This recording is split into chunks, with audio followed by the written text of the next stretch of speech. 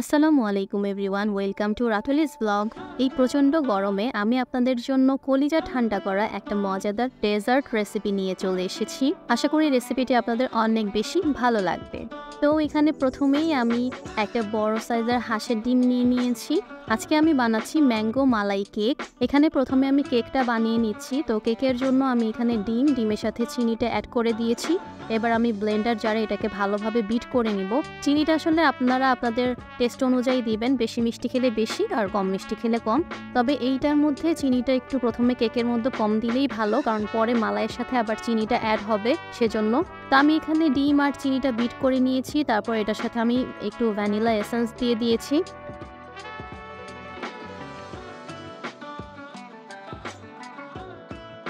তারপর এখানে আমি অল্প অল্প করে ময়দা মিশিয়ে নিচ্ছি। কেক বানানোর সময় ময়দাটা এরকম অল্প অল্প করে দিয়েই মিশিয়ে নিতে হবে, তাহলে কেকের ডোটা একদম পারফেক্ট হবে।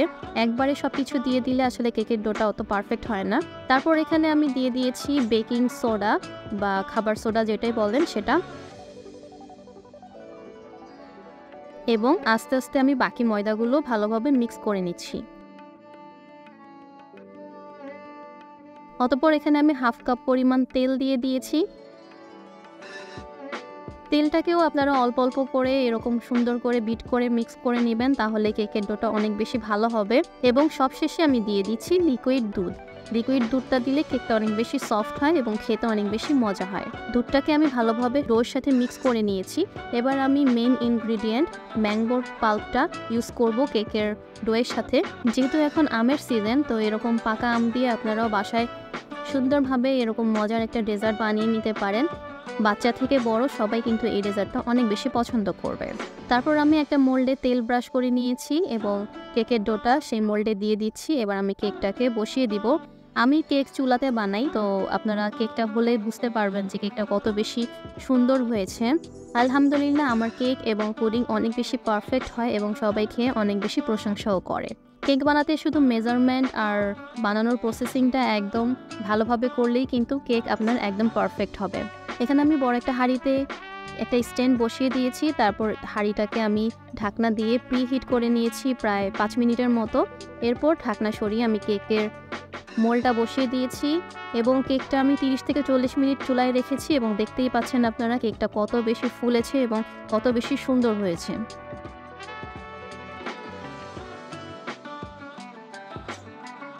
এখন আমি কেকটাকে আনমোল্ড করব।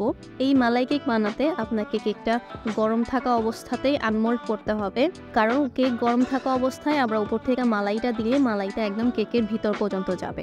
এখানে আমি আপনাদের দেখিয়ে দিলাম যে কেকটা কত বেশি সফট হয়েছে। এবার আমি বাকি আমের পাল্পের সাথে একটু সামান্য চিনি অ্যাড করে দিয়েছি এবং তারপর আমি অ্যাড করছি দুধ। আপনারা চাইলে দুধ আর চিনি আগে ভালোভাবে জাল করে তারপর আমের সাথে অ্যাড করতে পারেন। এখানে আমি আমের পাল্পটা জাল দেইনি, একদম র আমের পাল্পটা দিয়েছি।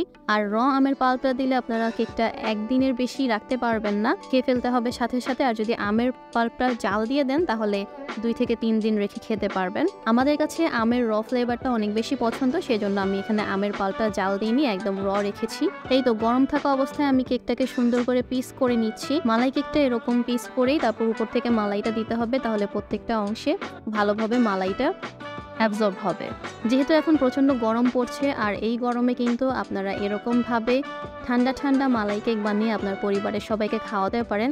আশা করি সবাই অনেক বেশি পছন্দ করবে এবং আপনার প্রশংসাও করবে। এবার আমি কেকের উপরে মালাইটা ঢেলে দিয়েছি।